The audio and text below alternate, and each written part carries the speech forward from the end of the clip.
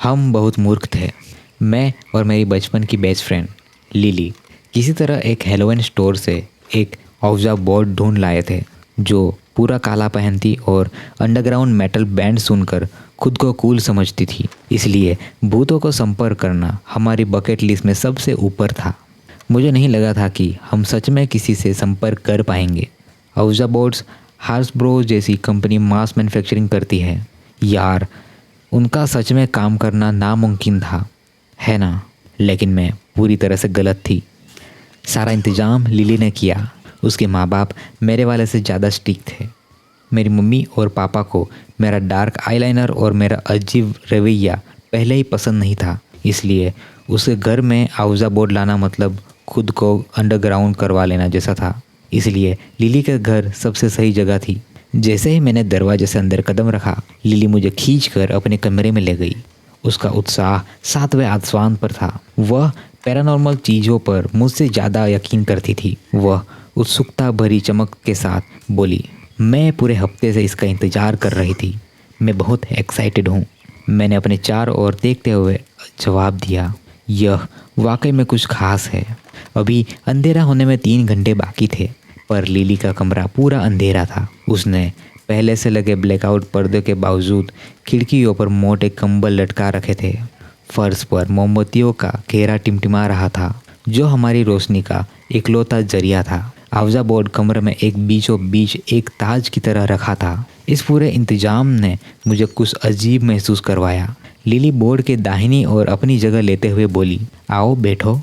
मैंने उसकी बात मानी और उसके सामने बैठ गई। उसकी खुशमिजाजी पिघल कर एक सख्त और दंड संकल्प में बदल गई। उसने हुक्म दिया, प्ले चैट पर अपना हाथ रखो। सच कहूँ तो वह मुझे डराने लगी थी, पर मैंने उसे बताया नहीं। इसके बजाय मैंने उसकी बात मानी और अपना हाथ उसके हाथ के बगल में रखा। हेलो आत्माओं, क्या कोई हमारे साथ इस कमरे में है? उसकी पुकार का जवाब एक गहरी खामोशी में दिया। क्या कोई है दूसरी दुनिया से? कोई? कुछ नहीं, बस तनाव का एक और पल। उससे पहले कि उसने फिर से पुकारा, अगर कोई मुझे सुन सकता है तो मुझे संकेत दो। लिली, मुझे नहीं लगता कि यह प्लेचेट अचानक चलने लगा। यह तेजी से घूमा, पहले अक्षर एच पर, फिर ई, एल और ओ पर। हेलो। मेरा खून ठंडा पड़ गया।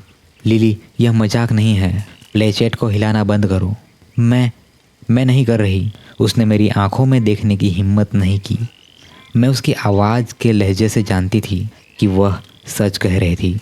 लिली ने थोड़ी कांपती आवाज़ में पूछा, तुम कौन हो? प्लेचेट फिर से चलने लगा। SAM। लिली ने कुछ हिम्मत बटोरते हुए कहा, nice to meet you Sam. अगर तुम कुछ इजाज़त दो तो मैं तुमसे कुछ सवाल पूछूंगी। प्लेचेट हाँ पे चला गया। तुम्हारा जन्म कब हुआ था? 1843। तुम्हारी मौत कब हुई थी? 1860। यह तो कम उम्र है। क्या तुम्हें मारा गया था? यस। किसने? EVERYONE। एवरीवन, हर किसी ने। लिली और मैंने एक दूसरे को देखा। मैं यह जानने की सहमी हुई थी कि यह कहाँ जा रहा है, लेकिन यह भयानक जिज्ञासा मुझे कुरेद रही थी। मैंने खुद ही एक सवाल पूछने का फैसला किया, क्या हर किसी से तुम्हारा मतलब पूरे शहर से है? क्या तुम्हें फांसी दी गई थी? यह सवाल मेरे होंठ से निकलते ही प्लेचेट आक्रामक तरीके से उछल पड़ा। Yes yes yes. मैं महसूस कर सकती थी कि मेरे चेहरे का रंग उड़ गया है। लिली ने वह सवाल पूछा जो मैं खुद से पूछ नहीं पा रही थी। तुमने क्या किया था? एक ठहराव आया, फिर प्लेचेट चलने लगा। MURDER, मर्डर, हत्या। उस पल मैंने अपनी ज़िंदगी में से एक मूर्ख फैसला लिया। मैं खड़ी हो गई। मैं लड़खड़ाती टांगों पर उठकर खड़ी हुई और प्लेचेट से अपना हाथ हटाते हुए बोली, लिली, मैं अब यह नहीं कर सकती। मैं रुकना चाहती हूँ। लिली को जवाब देने का समय नहीं मिला। हमने सिर्फ दहशत में देखा जब मोमबत्तियाँ अपने आप एक एक करते बुझने लगी। बस हमारे बीच की मोमबत्ती जल रही थी। उसकी लो कमज़ोर होकर नाच रही थी। मेरा निचला होंठ कांप रहा था और मैं अपने आँखों में आंसू महसूस कर रही थी। लिली भी डर के मारे जम गई थी। उसकी आंखें मुझ पर टिकी थी और फिर आखिरी मोमबत्ती भी बुझ गई। मुझे धूप अंधेरे में डुबा दिया। हम नीचे दरवाजे की तरफ भागे। हम चीखे और हम घर से निकलकर रोशनी में दौड़ पड़े। अगर घर पर कोई और होता तो उन्हें बेशक लगता कि हम पागल हो गए हैं। हम दोनों सामने के लॉन में गिर पड़े। हमारे गालों पर आंसू बह रहे थे। हम बहुत देर तक वहीं रहे। एड्रेनलिन रस को शांत होने दिया। डर खत्म होने के बाद हम उठे, एक दूसरे को देखा और वापस अंदर गए। घर की सारी लाइटें तब तक जलाई रखी जब तक लिली के माता पिता घर नहीं आए। मैंने इस घटना के बारे में चुप रहना ही सही समझा। अगर माँ और पापा को पता चलता कि मैं औजा बोर्ड से उलझ रही हूँ तो पागल हो जाते, लेकिन चुप रहना मुश्किल हो गया था। जब मेरे घर के आसपास अजीबोगरीब चीज़ें होने लगी। एक रात में अपनी कलाई पर अजीब से नीले धब्बों के साथ उठी। फिर मेरे धीरे धीरे चीज़ें गायब होने लगी। बस कुछ घंटे बाद वापस वहीं सही सलामत मिल जाती थी जहां मैंने उन्हें छोड़ा था। बाथरूम के शीशों पर अपने आप शब्द दिखने लगे थे। Hello, I see you, no escape. लगभग एक हफ्ते बाद यह साफ था कि अजीब घटनाएं मुझ पर भारी पड़ रही थी। मैं मुश्किल से एक पल भी सो पाती थी और नतीजा मेरे ग्रेड्स खराब होने लगे। मेरे कुछ सहपाठियों ने भी टिप्पणी की कि मैं कितनी थकी हुई दिखती हूँ। मुझे कुछ करना ही था, इसलिए मैंने लिली को फ़ोन किया। वह इकलौती इंसान जिस पर मैं भरोसा कर सकती थी। उसने दूसरी तरफ से कहा, है तुम कैसी हो? एक ठहराव आया। हन्ना, मैं डरी हुई हूँ। बहुत अजीब चीज़ें हो रही है और मुझे समझ नहीं आ रहा है कि मैं क्या करूँ। उसकी आवाज़ में थकान और डर का मिश्रण था। मेरा दिल उसके लिए डूब गया, लेकिन मेरे अंदर एक छोटा सा हिस्सा खुश था कि मेरे पास कोई एक ऐसा है जो जानती है कि मैं क्या कह रही हूँ। हम पता लगाएंगे कि इस चीज़ से कैसे छुटकारा पाना है। अपने माँ बाप से पूछो कि क्या मैं कल रात तुम्हारे पास रुक सकती हूँ, सब ठीक हो जाएगा। मैंने एक सिसकी सुनी। मैं पूछूंगी, मुझे सच में उम्मीद है कि तुम सब सही कर रही हो।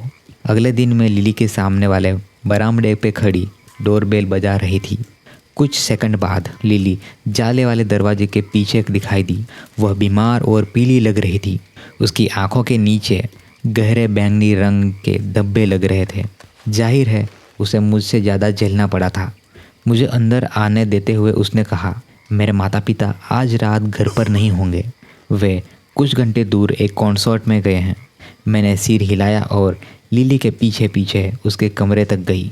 वहाँ पहुंचकर मैंने गौर किया कि यह पिछली बार के विपरीत था। सारे लाइटें जल रही थी, पर्दे भी खुले हुए थे और आवजा बोर्ड कहीं पे दिखाई नहीं दे रहा था। मैंने अपने हाथ रगड़ते हुए कहा, देखो, मुझे नहीं पता कि तुम्हें यह पसंद आएगा, मुझे भी नहीं है, पर हमें फिर से आवजा बोर्ड इस्तेमाल करना पड़ेगा। लिली की आंखें बड़ी हो गई। उसने नज़रें हटाते हुए कहा, मैं ऐसा नहीं कर सकती, मैं भी नहीं चाहती, लेकिन मुझे लगता है कि हमें सैम को अलविदा कहना होगा। शायद उससे छुटकारा पाने का यही एकमात्र तरीका है। लिली रुक गई। मैं देख सकती थी कि वह मेरी बातों पर विचार कर रही थी। ठीक है, एक सख्त फेस उसके चेहरे पर छा गई।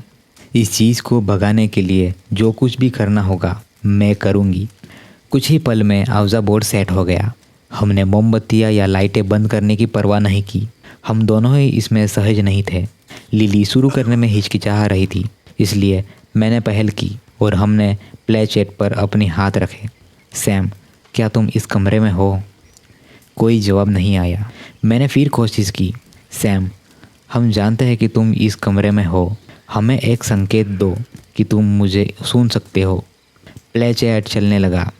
HITHERE, hit here. मेरा दिल बैठ गया। मुझे यह जवाब पसंद नहीं आया। हम चाहते हैं कि तुम हमें अकेला छोड़ दो। मैं तुम्हें अलविदा कहने वाली हूँ और हम तुमसे पीछा छुड़ा लेंगे। प्ले चैट गुस्से में नहीं की तरफ बढ़ गया। अचानक लिली के कमरे का दरवाज़ा जोर से बंद हो गया। वह दबी आवाज़ में खींची और सहज रूप से उछल पड़ी। यह सबसे बुरी चीज़ थी जो वो कर सकती थी। क्योंकि उसने एक पल के लिए प्लेचेट से अपना हाथ हटा लिया था। डर की एक भयंकर भावना मेरे पेट में बैठ गई। लाइटें भी झिलमिलाने लगी और प्लेचेट एक बार फिर से चलने लगा। मेरा दिल तेजी से धड़कने लगा था जब वो बोर्ड के चारों ओर घूमता रहा और मेरा सिर भारी महसूस हो रहा था क्योंकि उसने एक और शब्द लिखा था, NIGHT, NIGHT, नाइट। बस यही आखिरी चीज़ मुझे याद है। इससे पहले कि सब अंधेरा हो गया, मैं फर्श पर मुंह के बल पड़ी उठी। मेरे पीठ की खाल में एक तेज दर्द दौड़ रहा था। मैंने अपने हाथों को अपनी त्वचा पर फेरा और वे लाल हो गए। मेरे चेहरे का रंग उड़ गया। मैंने करारते हुए कहा, लिली, लिली, यह क्या हुआ? मुझे कोई जवाब नहीं मिला। कुछ तो बहुत गलत था। मैंने कमरे के चारों ओर नज़र डाली। जब मेरी नज़र अपनी बेस्ट फ्रेंड पर पड़ी तो मैं चीख पड़ी। लिली दीवार से सटी पड़ी थी। उसकी आंखें खुली और पलकें झपकाए बिना थी। उसकी गर्दन गहरे लाल रंगे हुए रंगी थी। उसके माथे पर 3 अक्षर लिखे थे जिन्होंने मेरी बाकी जिंदगियों को डरावना बना दिया है, SAM, सैम। मैंने घबरा कर अपना फ़ोन निकाला। मैंने लिली की गर्दन पर नज्ब टटोलते की कोशिश करते हुए पुलिस को फ़ोन कर दिया। वह छूने में बहुत ठंडी थी। जब ऑपरेटर ने फ़ोन उठाया तो मैं पागल थी। 911, आपकी इमरजेंसी क्या है? मेरी दोस्त घायल है, मुझे मदद चाहिए, प्लीज़ जल्दी से एम्बुलेंस भेजिए। मेरी घबराहट में मेरी नज़र अफजा बोर पर गई और शब्द मेरे गले में अटक गए। मैं दहशत से फ्रीज हो गई क्योंकि सब कुछ मुझ पर वहीं हो गया। खून से सना प्लेचेट गुड बाय शब्द पर रखा हुआ था।